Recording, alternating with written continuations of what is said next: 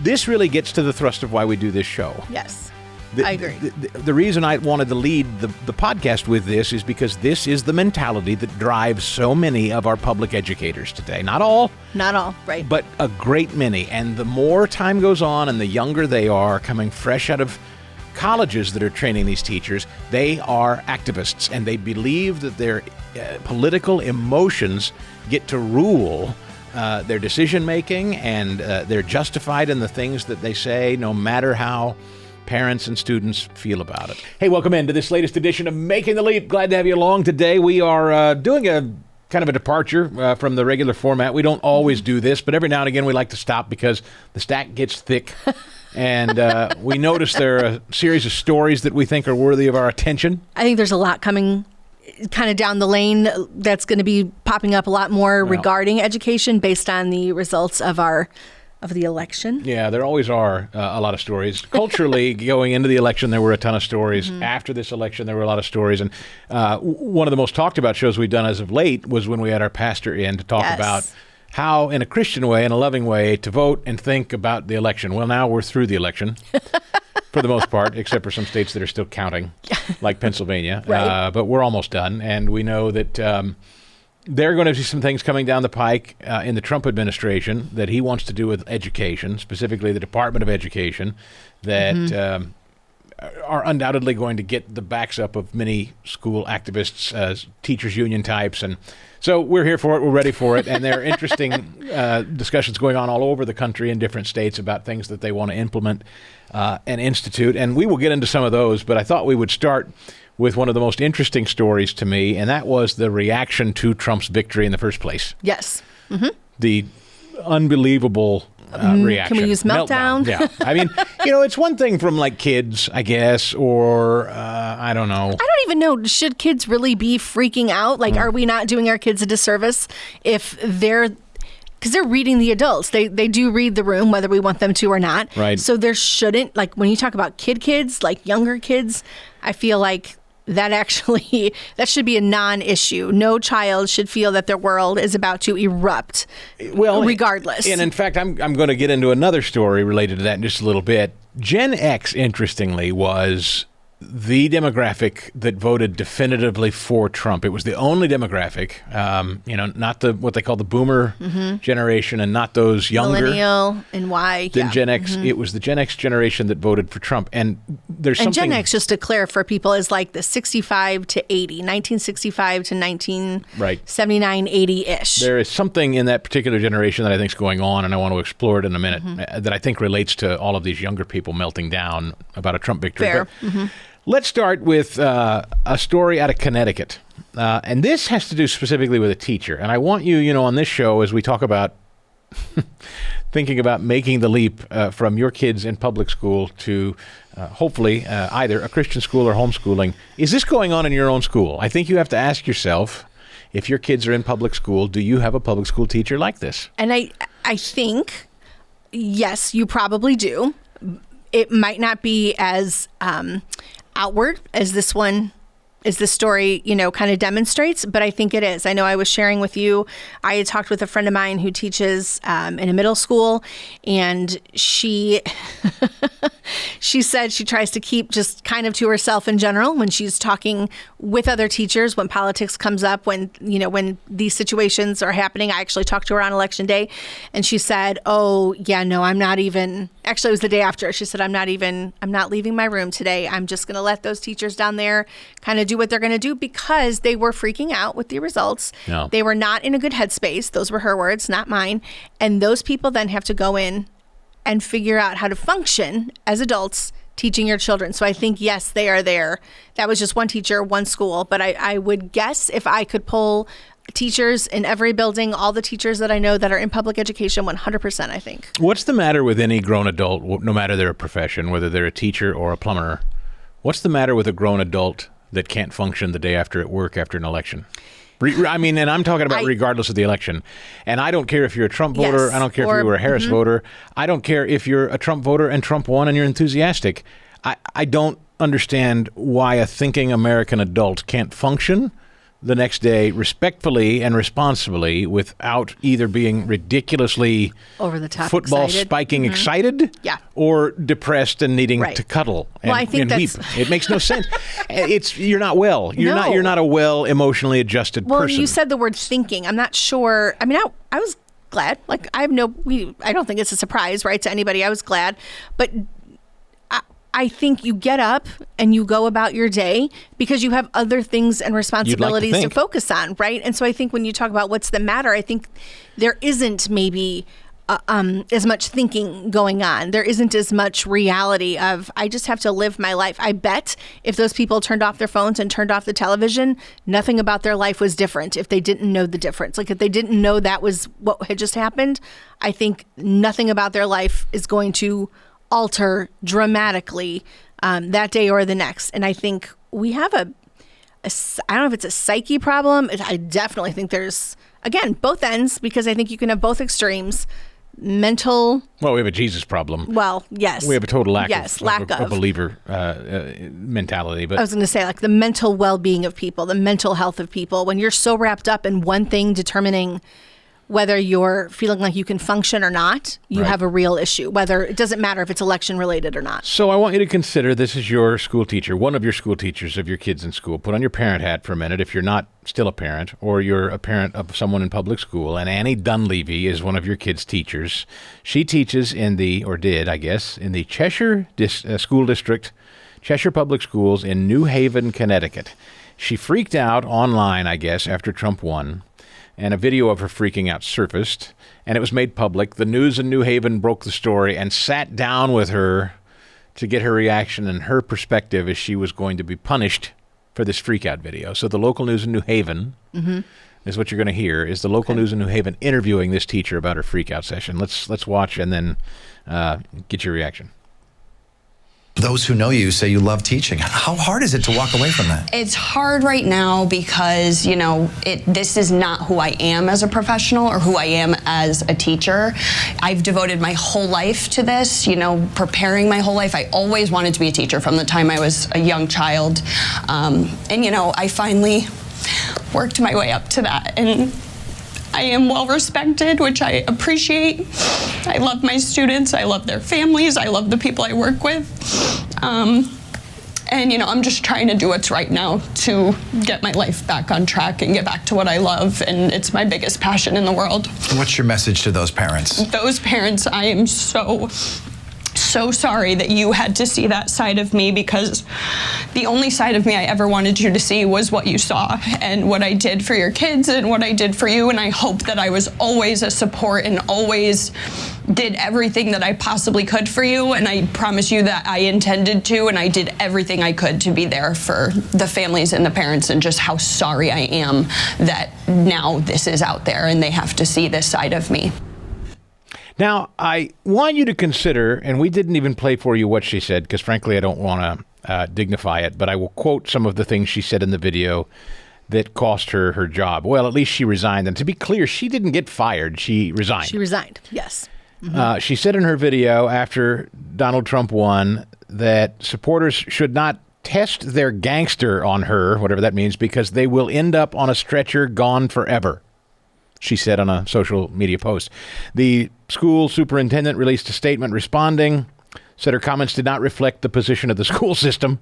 I should hope not. They were hurtful, deeply concerning, and ultimately undermined the faith that our community has placed in us. Every student and family has the right to attend our schools, blah, blah, blah, blah, blah, blah, blah. So she resigned. She was not fired. Right. And I don't know if her school teachers union would have kept her employed. I suspect they would have. The union might have tried. That might have been one. I mean, she said in essence, die, right? Like she said in essence, don't come at me because I'll kill you. Like, you'll end up on a stretcher gone forever. Yeah. End up on a stretcher. So we know what that means. We know what that is. I don't know that a union can keep you that protected. They can protect you, from a lot of things. I'm not sure if they can. The response of the district, though, that finds that deeply concerning, I've got some other words for it. That's over the top. And if she took the time to record herself, she took the time to go ahead and freak out. You make a decision as an adult to post those videos. Now, we all make mistakes. And I know people have videos that surface, I don't know, Paula Deen video. Like there's people that make a mistake and it's from 20 years back, whatever you make, that kind of thing. It happens. This seems to me to be not a mistake. This was a choice.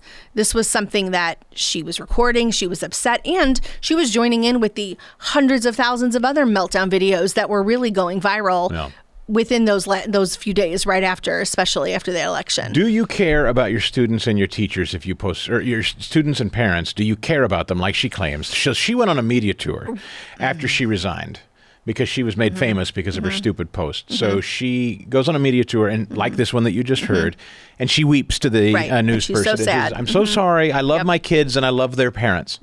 Does she, though? But do you? Are you thinking about them? Is there no one in New Haven that voted for Donald Trump in her class? I would bet there are a couple. Those parents, I bet there were some. And I bet if that were us, if we flip it, if that's our child in that class, well, what now we know, you can't undo that. You can't undo that. To me, that's a selfish post. That is not I care about all my kids. How old would you guess she is, looking at her? Oh, gosh, I'm so bad at this. I would say late 20s, early 30s? Early 30s is where I was going. She's a younger woman. And this is what I believe is coming out of a lot of public institutions right now, teaching our young people. This attitude, this mentality, this my emotions rule my entire existence. And I will say and do on social media whatever I wish, consequences be damned. And if I'm caught, then I'll pretend I'm sorry later, but go on a media tour to make people feel sorry for me. She's the victim here. She's still portraying herself as a victim for going at families that don't see things like she does. She's a public school teacher, and this really gets to the thrust of why we do this show. Yes.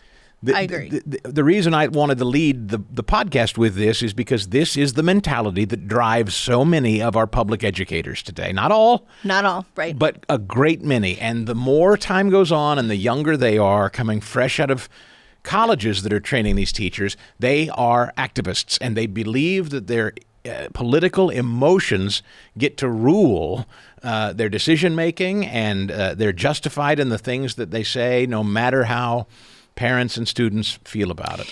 You know, I think a lot about when I've reacted, let's say whatever you have going on in the background of your life, right? And I've gone into teaching, and I have not been a strong teacher multiple days, right?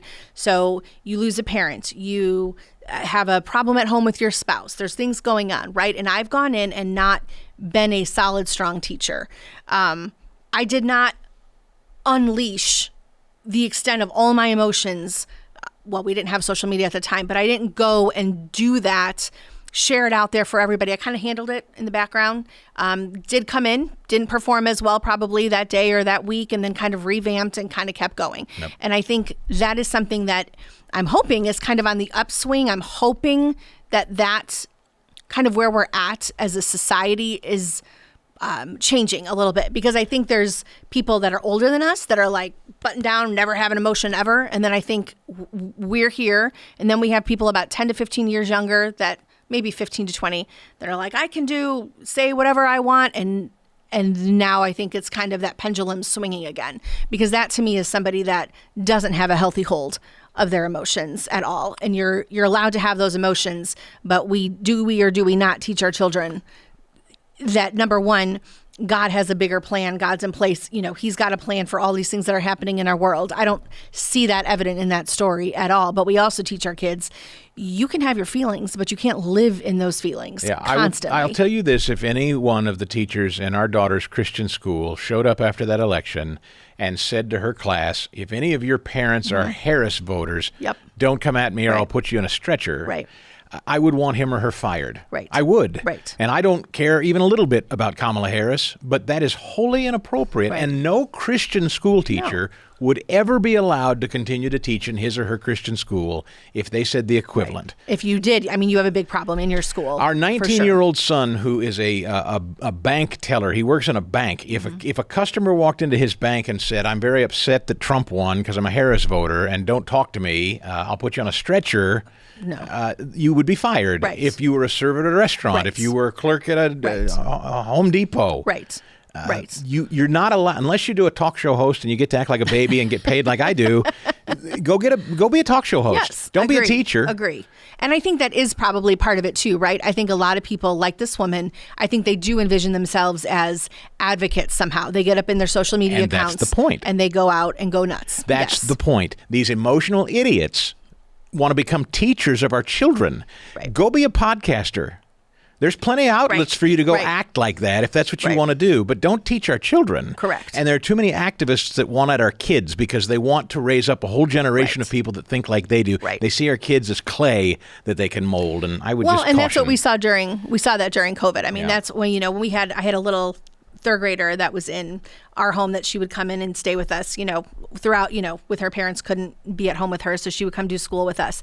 And I would listen to not that extent at all, but the teacher there, I could hear in her voice was under the guise of kindness, was trying to sort of influence what was happening in that classroom with that same kind of mentality. Yep. And I think that is where we have a problem.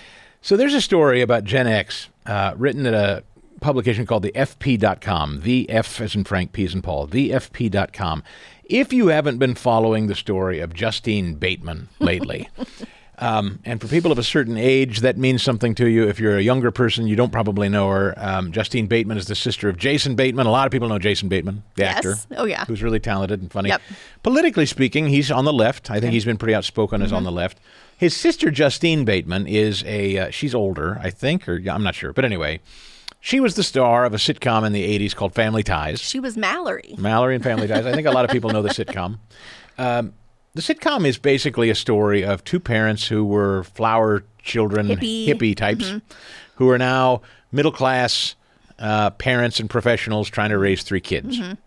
And it's sort of like their idealism and their hippiness. Now they're middle-class, responsible parents. And they've had these three kids, and the oldest son, played by Michael J. Fox, is Alex Keaton. Alex P. Keaton, who is their arch nemesis in persona. He's a capitalist. He sleeps with a picture of Richard Nixon by his bed. He wears a tie. He carries a briefcase. Yes. He wants to be this hotshot on Wall Street. It's a hilarious dynamic. It's a perfect script for a sitcom. Yeah, absolutely. Hippie parents raising this uber conservative right-wing Right. kid. Right. And then there's a couple of other kids. The daughter, Mallory, as you mentioned, played by Justine Bateman. So she all of a sudden, as of late on social media, I guess she's gotten into filmmaking, and she has started speaking up since Trump won. Okay. Not so much about, yay, Trump, I'm excited Trump won, but that the culture has now finally flipped. And she says, I'm starting to feel like a great veil has been lifted. She's been kind of very candid about how stifled she's felt and how speech has been stifled and how mob mentality has ruled the day. And in this particular piece called The Case of Justine Bateman and Why Gen X Broke for Trump, one of the biggest headlines they write to come out of this recent election is that Gen X, hardly nationalist or populist, broke for Trump, broke hard, backing him by 10 points. Bateman, growing up, said she never gave politics much thought. It was like one tiny part of you, one grain of sand on a huge beach. And she said she started to notice a change in the political climate around 2012. She felt Black Lives Matter and Me Too were important movements, but they'd gone too far, too extreme. 2010, the pandemic, George Floyd, blah, blah, blah. I'm skipping ahead here. She said she hated the rise of the progressive mob. It was antithetical to everything she believed. The only way you get that kind of momentum behind destroying people's lives is when you have a mob mentality.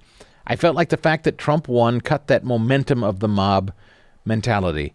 It's a fantastic read. She talks about how her brother, she doesn't really know his politics and doesn't care. She loves him. And they don't talk about politics. It's really not the thing that drives them. They love one another, which I thought was an important point. Right.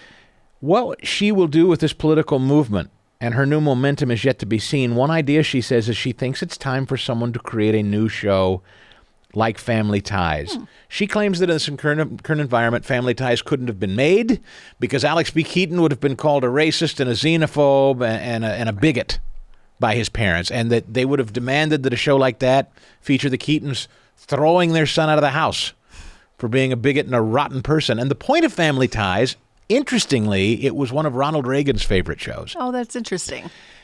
Because the point of it was, despite their differences, that's the name of the show, Right. Family Ties. Mm-hmm. You're still together. And Justine Bateman sadly said, you couldn't have made that in this Right. current era, because now we teach your disown family Right. if they Right. don't think like you. And this teacher and her reaction to it, it's the embodiment of that mentality. So the question is Justine Bateman right? Has this election reflected a whipsaw effect that now we're done with this mob stuff and teachers like this freaking out, and that maybe now this is a great balance? Maybe we're balancing out. It would be really great. It would be really great to see, because again, kind of like what we talked about when you referenced the podcast where we had our pastor on, where we wished we had led more with our faith versus our politics, right? And I think right now, up until this point, a lot of people have been leading with politics first, above all else. Don't come at me, oh, you're that voter, you're this voter, you're that. I can't live next to that person. I can't, especially when you talk about family. I think I'd like to see that it's maybe silencing that piece just a little bit, where we feel like we have to be at odds with one another because you know how they vote. I'd rather not focus on that. I'd rather, how do you live? What are your interests? What are you about? And then if that's part of it, that's part of it. But you don't have to make it a thing. It doesn't have to be a topic all the time. I have those conversations with a few of my relatives. I have a cousin that she and I are night and day different on a lot of politics, and we have tremendously amazing conversations when she and I are together. And I know 100% she votes differently.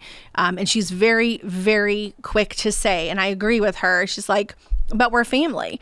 We still love each other. We still can have these conversations around some politics, but we can talk about our kids playing football. Mm-hmm. We can talk about the recipe that we both tried, the book that we're reading. There's so much else that keeps us together. Politics is just one piece. And it's depressing when politics is the header, it's the lead-in, and then it's that place that people can't come back from. I will tell you the truth that in K through 12 education, and I went to a public school, I maybe a civics class that I'm forgetting, I did not know the politics of a single public school teacher I had, and I would guarantee most of them were Democrat voters.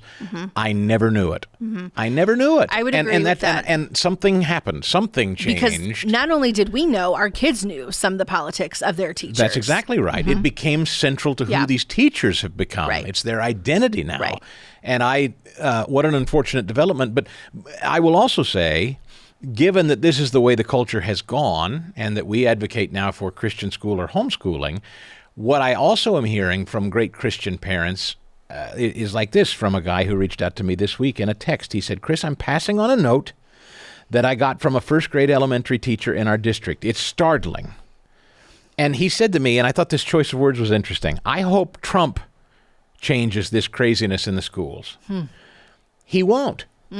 No, and I'm shaking my head, not to slam this guy, but just it isn't about Trump fixing anything. But that's what I said. I told this guy. He went on to say, we were told Thanksgiving Day is now no longer known as Thanksgiving. It's now known as a national day of mourning, and that's what we should be talking about in our classrooms. This came from the teacher? First grade teacher. Quote, the principal communicated we're not to talk about Thanksgiving like we normally would, and a little more traditional display that had been set up for Thanksgiving was taken down. And he said, Chris, this public school is still pushing victimhood and DEI crap to our elementary students as young as first graders. To which I said to this guy, well, I have a couple of things to say, but okay. This is why we spend our time hosting Making the Leap. Yes. This is why we talk about exploring Christian education and homeschooling. Yes. Public education, as we know it, I'm sorry to say, is not even what I grew up with and you grew up with 30 years ago. Right. It's different. The people occupying so much of our public school space today, they have a vision and a view of the world and politics that is sacrosanct. It is paramount. It is above and more important than everything they're there to teach our children.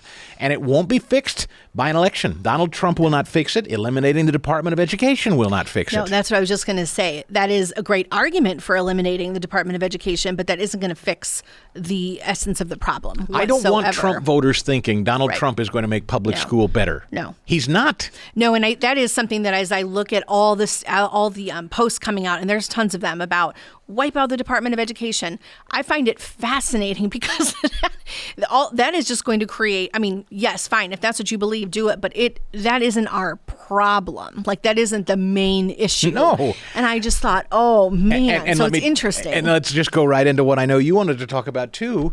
Here's another thing that a lot of public officials are trying to do. They're saying, well, I know what we'll do. We'll just legislate Christianity into public school. Right. No. No. Like, you cannot mandate the Ten Commandments and Bibles into curriculum and expect that that's going to work out either, because that's not where these people's hearts are. Right. You've got to have a heart. You've got to have a heart for Jesus. You've got to have a heart, and that's got to be your North Star and your guidepost institutionally. And you are not going to make public education ever have that North Star, that guidepost that is driven by the Word of God and a love for Jesus first. You'll never legislate it. You can't mandate it. No election will mandate it. And if you want that as your North Star, then you need to get out, because it's not going to be there. And I think that is what that's what they miss, right? Like, if that's what you want, and I didn't even know that's what we wanted. I didn't realize that's what we wanted. And we always say it. We're sad we didn't figure it out sooner, but whatever. Now we know, like, now that's what we're wanting. And it's with that. And it is so funny when you talk about slamming it down. I'm all for bringing the Bible into a public education classroom and use it as a historical text. Of course. Use it as a reference, 100%. But to throw it in front of people and then say, this is what we're going to pull from, this is what you should have, you can't do that either. In a public school, you can't do that. Well, you can. Let me say it another way. I'm catching myself too. You can. You can. But that's not the point. Right. As a historical document, sure it is. But if we believe as Christians that it's an important cornerstone, the foundation of our lives, that is not something a public school is going to be able to institute in your children's lives. That's our job. So to that note, this was an article that came out of The Lion pretty recently, and actually this past week, and it was an Oklahoma superintendent, so an Oklahoma superintendent of public instruction, so for the whole state, Ryan Walters, who I know has popped up. Yeah, a lot of people politically are saying watch him in the Trump administration. Yes, and he is for the dissolvement of the Department of Education, but Trump is, well, I shouldn't say Trump is, he is rumored to be on a list for Secretary of Education. He heads education in Oklahoma, as you said. Yes, and so he's kind of, I think, sort of angling to go beyond that, which, okay, fine. And we've talked about this state before, specifically with kind of what they're talking about when it comes to Christian education or biblical Bibles in school, 10 Commandments, that. But he went ahead and authorized the buying of Bibles, 500 Bibles, 500, and I also want to say 500 God Bless the USA Bibles, not just like what I pull out in church, but this is a God Bless the USA Bible, which includes the Constitution, the Declaration of Independence, and the Bill of Rights. And I feel like it's important to note was endorsed by Donald Trump. Those are going to be available, these 500, in their AP classes, their AP government classes across the state. So he buys these 500 Bibles, spends $25,000, and wants them to be used as historical texts in the classroom. Are these the Trump Bibles? Yes. I'm guessing that they are. It just says it's endorsed by Trump. These Bibles were the ones that were endorsed by Trump. They have those three things in them in addition to the Bible. Yeah, I think the God Bless the that USA right. Bibles. These are the Trump Bibles. Yes. So I'm like, okay. So it made me, kind of made me laugh. Yeah. But he went ahead and put that in there, or bought them, then issued a video where he was openly praying for Trump, praying for other officials that were being elected. Fine. Pushed it out to his superintendents in all the schools. Many of them refused to show it. It was then retracted. Then it was set, we're not going to do it. And now there's a bunch of officials, admin in that district kind of pushing back and fighting back because he was just kind of laying out that mandate of, here we are, here's what's going to go. And he's doing it when you think about how things should be governed within our schools. He is making that decision, sending it out to everybody rather than locally school districts saying, like our school district saying, we'd like to buy Bibles that are going to be used as historical text in our classroom. He is saying, whoop, it goes out to all of you, and this is what you're going to do. Yeah. So it's kind of an interesting argument or an interesting thing to look at when you're talking about how to govern schools. Well, I think we constitutional conservatives and Christians are pretty consistent on this. If we're not, I think we're made to be hypocrites pretty quickly. And like you point out, I don't think buying Trump Bibles and mandating that every school implement them and talk about them, and that's the wrong way to go, of course. But it does call out a certain level of hypocrisy, in that if there were conservative or Christian teachers who were told, implement this DEI program or implement this left-wing policy, and any of those teachers refused, that would be some school board scandal, I'm sure. Don't you think? Oh, absolutely. Does a teacher have the right to say, no, I'm not going to do DEI curriculum in my I think we've classroom? talked specifically to teachers who have been told this is what you're going to do, and they've said, no, thank you, and they walk. And as long as there is the ability to conscientiously object in our public schools, great. But I don't know, and that is the problem, and I think, again, back to that level set of this election, if we're to a place now where teachers can say, no, I'm not going to do the Trump Bible thing in my class. Fine, but I also want teachers to be able to comfortably say, no, I'm not doing DEI and no Thanksgiving in mine. Right. But more to the point, this is the problem, and I actually think this ugliness is going to do Christian education and homeschooling a tremendous favor. We have unfortunately become such a polarized and political nation. Each of us are trying to get a hold of our public schools and concoct what we want it to be, and we can't because public school was never supposed to do this. Our educations for our children, it was never supposed to be like this. You cannot mass manufacture one-size-fits-all education for every kid. That's the point. Right. And so we conservatives are trying to jerry-rig it one way, the left is trying to jerry-rig it another way, and we're going to end up just, as I think we already have, tearing the entire thing apart. And maybe that's for the better. And maybe it's okay. Maybe that's okay, because it allows people like our guests that we have on, like last week or next week, who have said, this isn't working for me. This isn't working. And I'm going to go ahead and I'm going to start my own school, and I'm going to create it and have it be what I want to be. And I'm not going to be legislated by the powers that be up here. I'm all for a Bible in a government class. Let's take it out. Let's look at it. Let's compare it to another piece of writing. Let's see what it says. Let's see what it proves, disproves. Fine by me. And we've talked to teachers who were able to do that as well. But it actually really caught me when I was like, your Bible doesn't need to have the Constitution in it or the Declaration of Independence, because I think then you are starting to like go down. You're making that political, when I think the Bible needs to be the Word of God. It's about Jesus. Yeah. And when we go from there, we use that. That is the biblical worldview that we talk about. And then that can be used in those government classes while you're looking at a Constitution or a copy of the Bill of Rights. And I know our friends like Kirk Cameron and others have taught, and correctly have taught, that natural rights are a gift of God. You don't have a Bill of Rights without Bible, Scripture, God. You don't have those things. And I don't think every government or civics or history teacher has that. Most of the ones I taught with did not believe that. Without a doubt, they did not believe that. What, that natural rights are a gift from God? Right. Yeah. Right. Well, and that is a huge problem. Right. Because that's just true. Correct. But it isn't something that I, as a parent, was putting into words soon enough to realize. Oh, and in fact, I just walked into my classroom and I taught my language arts and I taught my books, and I didn't think, I wasn't thinking, oh, where, how does this all tie together? I don't know. It just wasn't where I was as an educator. But I do know, because I knew their beliefs and I knew what was going on, that's not what they would have said.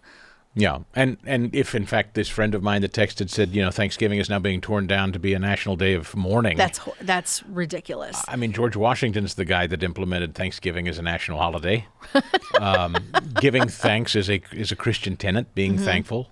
But again, if there are public schools that are going against that think the very idea of being thankful on Thanksgiving is an affront when we should be mourning, well, that's a cultural thing that you're not going to fix. No. And those are people that don't have a heart for Christ anyway. But similarly, we're not going to be able to force Christ into the public school. Right. I'm sorry, and I know there are going to be people listening to this show that completely disagree with me. You cannot force Jesus on public school. You can't do it. Jesus is a heart thing. Jesus is your home thing. And if Jesus is not in your home and in the hearts of your family and your children, school teachers cannot be expected to force Jesus into your kids' hearts. I just don't believe that. And I agree. I think any Christian that is expecting their public school to serve as their home and their church, I think they're going to be gravely disappointed Right. every time. Well, that's the problem, right? We've just handed over our kids to teachers to teach however they please, and now we have things happening in schools where, no, we're not going to talk about Thanksgiving. It's a day of mourning, which is ridiculous. Well, now that we've fixed all that. How about this one? I find this one interesting from Axios as we were talking about the election. What about young men and young women? I'm male, you're female. That hasn't changed as far as we know. Amen. Data of all kinds reveals a little discussed future-defining trend, and that is men and women are going separate ways. Daniel Cox at the Survey Center of American Life said, even after all the votes are tallied and we've moved on from 2024, we're not going to have resolved any of the culture and relational tension between young men and young women. And it is true, as you saw it, single young men versus single young women overwhelmingly went in two different directions. Why are young women turning more and more aggressively left-wing? Well, I think a lot of young women have been influenced by the kind of teacher that we just saw in that video. Not forgetting their families, although I think a lot of it comes from families. I think they've been influenced by people, by other female teachers or female figures. I won't even say teachers, by females in general. It's kind of that coming from that empowerment place. I am woman, hear me roar, only it doesn't really mean what that used to mean. They don't feel safe, I will say, and I do understand some of that. There's a lot of women that don't feel safe in general. I think they've been given this idea of, I don't want to say autonomy, but when you talk about bodily autonomy, when we talk about get into the issue of abortion, which was prevalent all over the place during this election, I think there's a lot of young women who have kind of misconstrued what that all means in their head. I think we've seen it with a few that we know. What does it mean when young women say they're withholding sex from men because they don't like the way the election turned out? Sincerely, I'm asking, what does that mean? What do they think they're saying by saying we're withholding sex because we don't like the election results? I cannot wrap my head around that. I can't even answer what that is. I find that to be, well, first of all, I mean, there's multiple ways to talk about that. You shouldn't, I'm trying to think how to say it. If a woman said that to a man and they're married, we got a massive problem, right? That's a massive problem. A single woman, you shouldn't really be, I mean, you're using it as a weapon, you're using it as a tool, and you're not using it how it was designed to be. And I don't think you even understand how sex was designed by God for a man and a woman. So that's in matrimony. That's a godless concept. That's the way I would look at it. Because we have a 16-year-old daughter who, we're trying to raise in a Christian home and in a Christian school. I cannot imagine her picking up her phone and screaming into it that because the election didn't turn out the way she wanted, she would eventually withhold sex someday from a man. Because I don't think she's being raised, nor does she believe that men are inherently bad. Well, this is something that I really want to drill down on, is why are young women being taught, is this coming from public school or culture, that men, their peers and young men, are bad people? I mean, when we talk about public school, I mean, yes, I'm sure there are some teachers. I'm sure there are some influences there, but I think it's bigger than that. I think it's a culture thing. I think they're being fed culturally. You talk about where their influences are coming from: music, movies, television. Think about all the shows that you and I don't watch, but I know that they're out there. I think that is where that piece comes from, and it's fed. Now you go into public schools.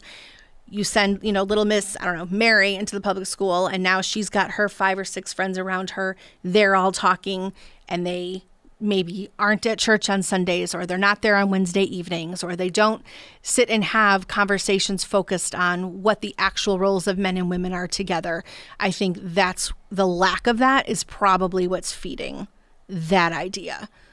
If I had to guess, I don't know that I would say it's schools per se in terms of teaching. I would say when you put 200, 300 9th to 12th graders together or 6th to 8th graders together, you're going to start to hear messages. And if you don't have somebody at home who's combating that, if you're not somewhere on a Sunday or a Wednesday or sitting in a Bible study to combat that, I think there's probably going to be a big problem. Where are young women learning that having children and families is a negative? Men are more likely than women now, according to Pew, to want marriage and kids. The percentage of 18 to 34-year-old women wanting children has fallen to 45% versus 57% for men. And I also see that young men are trending more toward faith right now in the Word of God, and they're wanting the truth of God. We're seeing evangelical churches grow with men.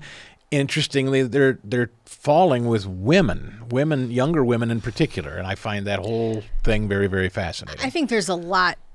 Again, I'll point to social media on this as somebody who thankfully had the three of our kids pre-social media, the advent of it, the start of it. There's a lot on social media that tells you how hard parenting is. There's a lot of pressure if you choose to parent, be a mom, what you need to live up to and what you need to do. And I think our kids are not, I say our kids, these next couple of generations down below us, go 20 years, 30 years below us, don't have a whole lot of tenacity or resiliency to push through. They're in a place where I can't adult today. Well, right? you That scream phrase, and cry on a video that you can't go to work. I have to wrap myself up in my blanket. The world is too much and done. Whereas when you're a parent, if you're a healthy parent, you can't. Yes, I can say to you, take the kids. I'm having a day. I need your help today or whatever, and vice versa. We can do that. We can function that way as adults. I think there are a lot of people sitting in their 20s who don't have that mindset. And parenting it does not end at 18. It doesn't end at 25. It's for always. And I don't think they have that. It's bleak and narcissistic.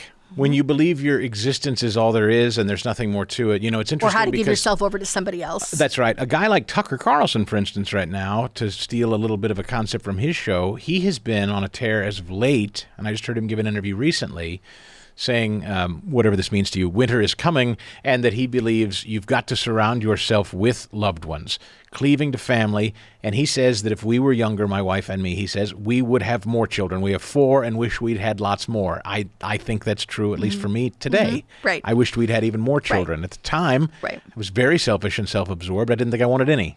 We had 3. I wished we'd had 6. Although you actually, at the time, when we were kind of in that place of like, do we have more, do we not? I was like, we're done, because in my mind 3 was what I could do. Yeah. That was it. And you were kind of like, let's do 4, let's do 5. I did want 4. Yeah. I wanted more, and I would have liked. And I think there's something culturally where men are seeking increasingly. I'm speaking generally. Sure. Younger men are seeking Christ. They're seeking the truth of God, the Word of God. They want families and children. And young women are, for some reason, being taught this is a net negative for you. It's going to hold you back. It's hard on you. That you're put upon. You're a victim. You're a slave. I don't know. I mean, setting the abortion thing aside. No, I know. Just this cultural discussion that... Well, I think you just kind of hit on it. And I don't really want to use the word slave necessarily, but that is for sure a piece of it where you can't go do what you want because you've got these kids. It's the same argument that I think a lot of us had in our heads in terms of working full time or staying home, right? No. And if you do one, you give up your job, now you're only at home and you're just a mom and you're only this. And it's such a negative, incorrect mentality to have.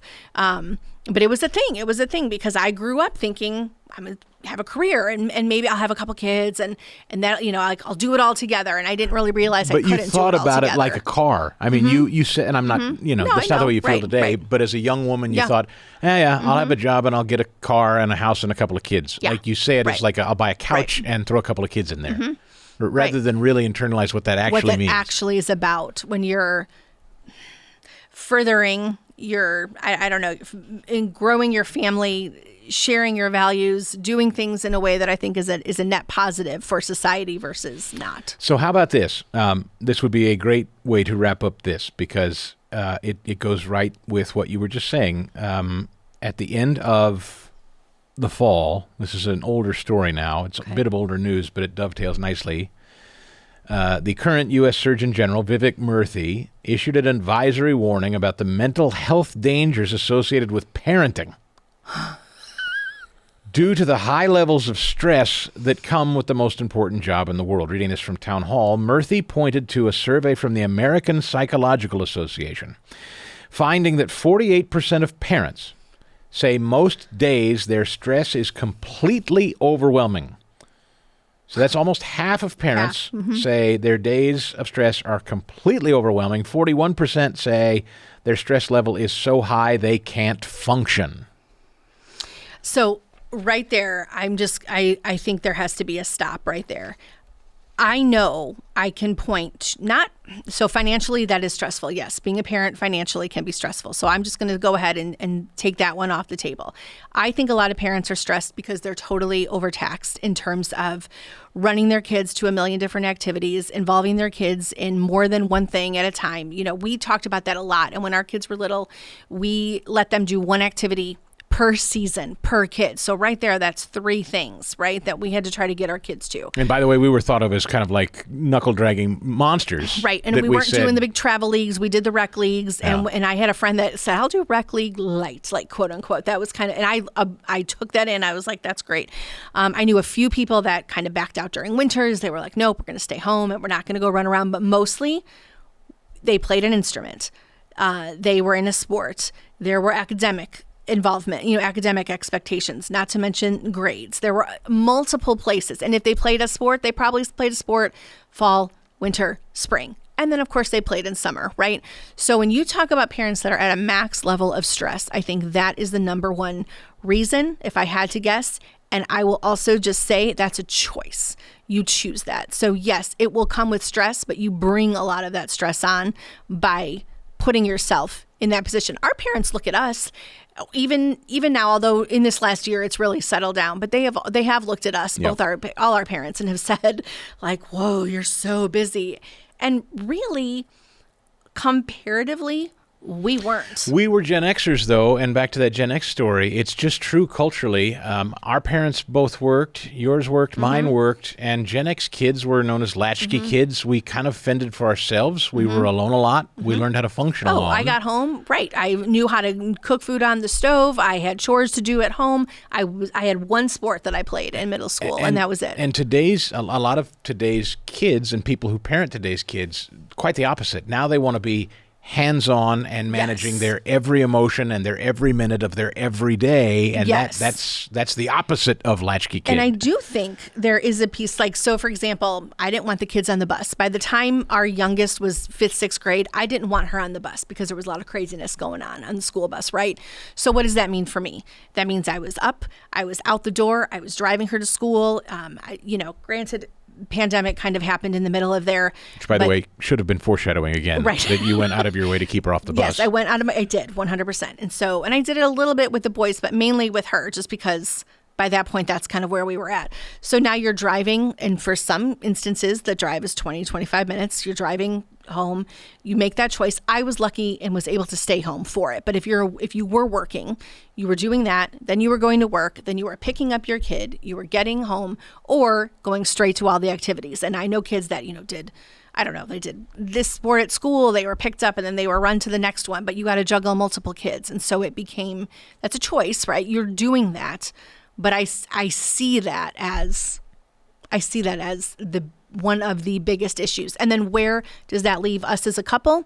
If we're the ones doing that, when's our time? I don't know, because then you come home and you have all the homework. You've got to make the dinners. You got to, do the laundry. You got to do all the things, especially if you're working.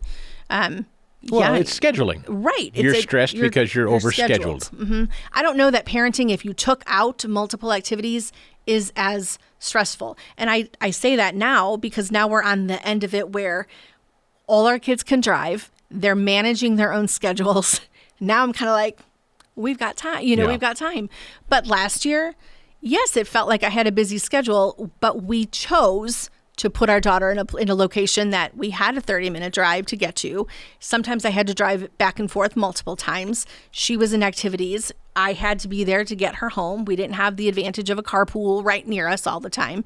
So yeah, that meant that my 3 o'clock to 9 o'clock, or sometimes your 3 o'clock to 9 o'clock, fully occupied. So I would sit and do work at that time while she was doing her activity, or, you know what I mean? That is the lifestyle that we were in, but we chose it. Yep. I don't say I looked at that with stress. It's freeing to not have that. But if you start with your 3-year-old and you're putting them in activities, or your 4-year-olds, and then you've got another kid and you have another kid, Sure, that's going to be stressful, 100%. And what we did, and what so many young people who are parents, I think to do is, rather than focus on parenting yourself, you want to plug your kids into all of these external things to make them a whole child, as opposed to giving them what they need right there at the house. Which means playing outside, learning chores at home, handling things as a homeschool parent. Parents get this. Yeah. I mean, any homeschool kid, homeschool Although parents. I know a lot of homeschool parents that kind of, they can go just as busy if they want. Right, but I think most of them control the circumstances, whereas a lot of people our generation maybe just handed it off to others, and we were sort of victims of others' schedules, and it doesn't need to be that way. And I think, kind of the running theme about all of this is, if I died tomorrow and never was able to do another one of these shows and could talk to my own kids or any other young person who has kids or is about to have kids, there is no reason for you to allow the train to leave the station and let the future dictate the way you're going to parent. We allowed external circumstances dictate the way we behaved, instead of entering parenthood in an intentional way, where we made intentional decisions about the way we were going to raise them. And so, you get stressed when your schedule is determined by outsiders. And yes, you get stressed when you send your kid to public school and you worry what he or she will be taught. You have control over those things if you decide from the outset you're going to control it. We didn't. No, but that was, when COVID, we were kind of in the middle of COVID, that was one of my biggest angering points, I would say. Like, one of the things that got me so mad was that there were a lot of parents, a lot of them, that thought, this is so great. And they said it multiple times. We're home for dinners.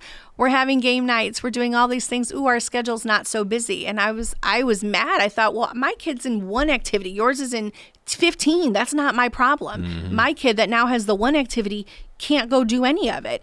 Great, you're settling down, but that's your problem. That's your choice that you had it so crazy. And I just thought, what are we doing? And then what has happened since? Schedules have started getting picked back up. Craziness kind of starts happening, and now you're on the go constantly. The terms of your relationship with Christ, the terms of your relationship with your own family, and what your kids learn is all up to us. We don't have to outsource it. We don't have to hand it off. No. And our families don't have to be ripped apart by politics because teachers are screaming at them. Like, it doesn't have to be this way. And I guess I have some miles on the tires and the wisdom to look in the rearview mirror and say this now. I wished I could tell myself this 25 years ago. Right. But hopefully maybe somebody tuned into this will hear it and think differently as they're bringing up their own kids. We hope. Well, it's such a good place to be in as our kids do start to head down that next place, like to that next generation. If we are lucky enough to have grandkids, like, what a great place we're in to be able to say, hey, here's what we could have done a little bit differently with all three of you. Here's where we'd encourage you to think differently about parenting than how we did. We'd love to hear from you. If you have any thoughts about today's show or any show, leave us a 5-star review and a written review at Apple Podcasts, Spotify. We always appreciate your written reviews. You have any thoughts about future shows or guests you might want to pitch to us, you can send us an email. It's easy to do. Social media too, Facebook, X, and Instagram. We're there as well. So have a great Thanksgiving holiday, incidentally. All right. Well, that would be, like right now going on. So hope everybody's enjoying their time. And we will be seeing you next week right here on Making the Leap. Making the Leap is a podcast presentation courtesy of the Herzog Foundation. We'd love your feedback by rating us and commenting on the show. And don't forget to subscribe so you never miss an episode. And thanks for joining us. We'll see you next time on Making the Leap.